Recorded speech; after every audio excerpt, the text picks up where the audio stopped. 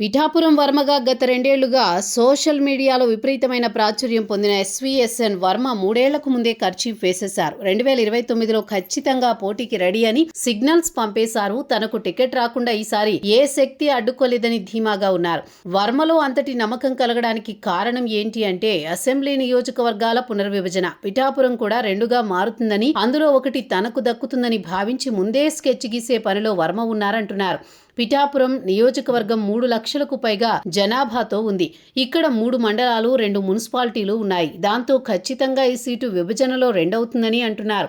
అయితే అలా రెండయ్యే సీటులో వర్మకు ఛాన్స్ ఉంటుందా అన్నదే చర్చ.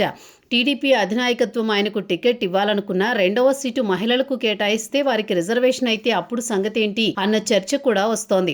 అయితే దానికి కూడా వర్మ విరుగుడు మంత్రం కనిపెట్టేశారు.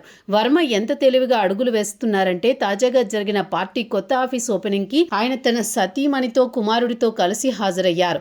ఈ విధంగా క్యాడర్ కి వారిని ముందే పరిచయం చేసేశారు. పిఠాపురం 2వ సీటు మహిళలకు రిజర్వ్ అయితే తన భార్య చేత పోటీ చేయించడానికి వర్మ ప్రిపేర్ అయిపోయారంటున్నారు. అలా కాకుండా యువతకు అవకాశం అని టీడీపీలో అంటే తన కుమారుడు గిరీష్ ని సిద్ధం చేస్తున్నారట. ఇలా ఎట్టి పరిస్థితుల్లో సీటు తమ కుటుంబం చేజారిపోకుండా చూసుకుంటూ చాలా తెలివిగానే ఆయన అడుగులు వేస్తున్నారు. అయితే మొత్తం పిఠాపురం నియోజకవర్గంలో బలోపేతమైన జనసేన 2వ సీటు వస్తే పోటీ పడకుండా ఉంటుందా అన్నది అసలైన ట్విస్ట్.